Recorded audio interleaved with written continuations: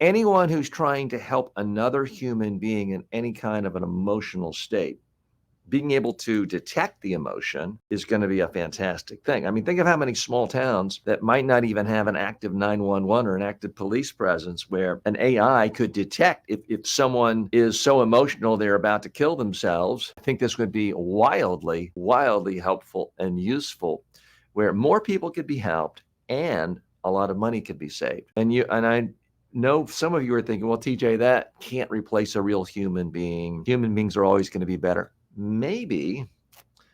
But what about if you're having a crisis? And I'm just thinking, this is just an idea popping into my head right now. What if you're in a mid-sized city and you're calling a crisis hotline in your city and you only speak Vietnamese and nobody in the Cleveland crisis center speaks Vietnamese?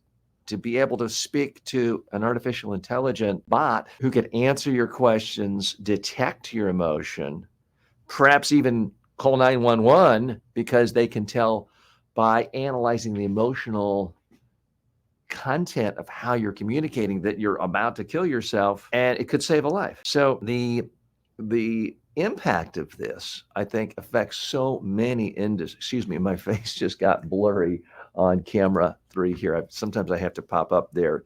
I got it out of focus. So I love the fact that the latest development is that the AI can detect emotion. That, in full disclosure, that's not in my AI yet. But if it's here on OpenAI, it should be trickling down to all the platforms that are using the same underlying technology. So I'm very excited about that. And this is why I think a lot of people historically have said, well, I can never be replaced by a computer because only I, as a therapist or as someone prepping someone to appear in a jury or as a speech coach or as a singing coach, only I can detect the human emotion. Well, we just saw a demonstration right there that a computer could detect emotion. Let's watch more. And running a little bit too fast.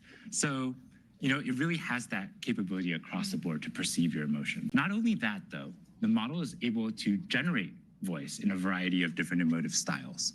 And it really has a wide dynamic range. So I'm going to fire up another demo for that. Hey, ChatGPT, how are you doing? I'm doing fantastic. Thanks for asking. How about you? Pretty good. What's up? So my friend Barrett here, he's been having trouble sleeping lately. And I want you to tell him a bedtime story about robots and love. Oh, a bedtime story about robots and love? I got you covered. Gather round, Barrett.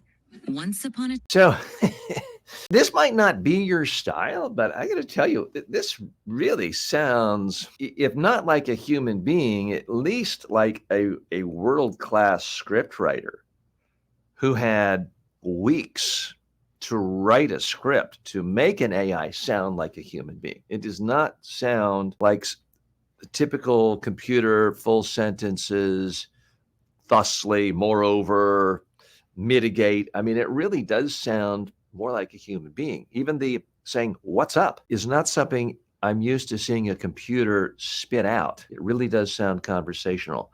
Now, let's listen to this bedtime story. I've not heard it yet, but let's see what it came up with instantly. time, in a world not too different from ours, there was a robot named Byte. Byte was a curious robot, always exploring. Started this story, but I want a little bit more emotion in your voice, a little bit more drama. Got it. Let's add some drama. Once upon a time, in a world not too different from ours, there was a robot named Byte. No, ChatGPT. I really want maximal emotion, like maximal expressiveness, much more than you were doing before. Understood. Let's amplify the drama. Once upon a time, in a world not too different from ours, there was a robot